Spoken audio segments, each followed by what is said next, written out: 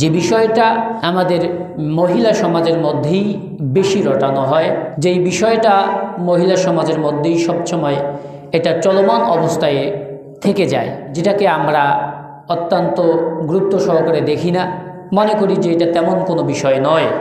কিন্তু এই বিষয়টা এমন একটা বিষয় যে একজন ব্যক্তি যখন গীবত করে অর্থাৎ পরনিন্দা, অন্যের সমালোচনা করা অর্থাৎ পরনিন্দা, চুগলখড়ি, একজনের কথা অন্যজনকে লাগিয়ে দেয়া।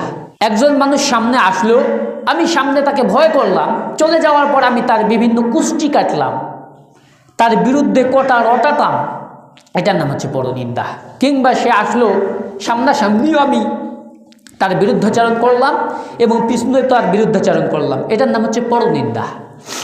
যেটা আমরা মনে হিংসাত্মক মনোভাব নিয়ে অহংকার বোধ করে থাকি, অন্যের সমালোচনা করে থাকি। এই বিষয়টা অত্যন্ত গুরুত্বপূর্ণ বিষয়। মেয়েদের সমাজে এই বিষয়টা থাকে বেশি, যে আমরা কারো কথা আমরা পেটে হজম করতে পারি না। একজন খুব বিশ্বস্ত বান্ধবী এমন একটা গোপনীয় বিষয় আমার সঙ্গে শেয়ার করেছে এবং আমাকে বলেছিল, বান্ধবী এটাই আমার লাইফের সঙ্গে, এটা কি আমার লাইফ এর সঙ্গে জড়িত, আমার জীবন জড়িত এই প্রশ্নের সঙ্গে, এই গোপনীয়তার সঙ্গে।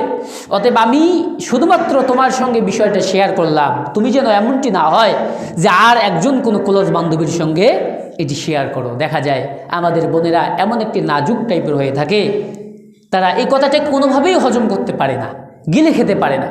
যতক্ষণ না অন্যত্রে এটা শেয়ার করতে পারতেছে, ততক্ষণ পর্যন্ত যেন ওনারা মনের মধ্যে একটা প্রশান্তি খুঁজেই পায় না। এই জন্য প্রিয় মা এবং বোনেরা, এই যে আমাদের এই যে গোপনীয়তা, এটা রক্ষা করতে হবে। এই যে বিষয়ে হোক না কেন, আপনাকে কেউ যদি আমানত দেয়, গোপনীয়তা একটা আমানতের বিষয়। আপনাকে কোনো কথা কেউ আমানত দিলে এটার খেয়ানত করা যাবে না। এবং সাধারণত আপনি যে কোনো একজনের একটু দোষ ত্রুটি দেখলেই মেয়েরা বিশেষ করে আরেকজন মেয়েকে বলবে এভাবে, আরেকজন এইভাবে, আরেকজনের কানে এভাবে, দেখা যায় যে পুরো সমাজে কথাটা রটিয়ে যায়, ছড়িয়ে পড়ে। তাহলে এই যে কথাটার মধ্যে ছড়িয়ে পড়াতে একটা সুশৃঙ্খল পরিবেশের মধ্যে একটা বিশৃঙ্খলার সৃষ্টি হয়ে যায়, একটা সুন্দর সাবলীল সমাজের মধ্যে একটা ঝামেলা সৃষ্টি হয়ে যায়, যেখান থেকে আমরা শিক্ষা নেওয়ার জন্য চেষ্টা করি না। তো প্রিয় ভাইরা এবং মা বোনেরা, এই জন্য আমরা এমন বিষয়গুলো চেষ্টা করব যাতে আমাদের জবান থেকে, আমাদের লিসান থেকে আমরা যেন কোনোভাবেই কারো নিন্দা, এই পরনিন্দা বিষয়টি এমন একটি জঘন্য বিষয় যে এই পরনিন্দা সম্পর্কে আল্লাহ পাক কী ধরনের জাহান্নাম প্রস্তুত করে রেখেছেন। অতএব আল্লাহ রব্বুল আলামিনের কাছে আমরা এ ফরিয়াদ করছি, আল্লাহ তাবারক ওয়া তাআলা যেন আমাদের সকলকে গীবত তথা পরনিন্দা থেকে বেঁচে থাকার তৌফিক দান করেন। আমরা সকলেই বলি আল্লাহুম্মা আমিন। তাহলে বোঝা যাচ্ছে এখান থেকে আমাদেরকে বেরিয়ে আসতে হবে।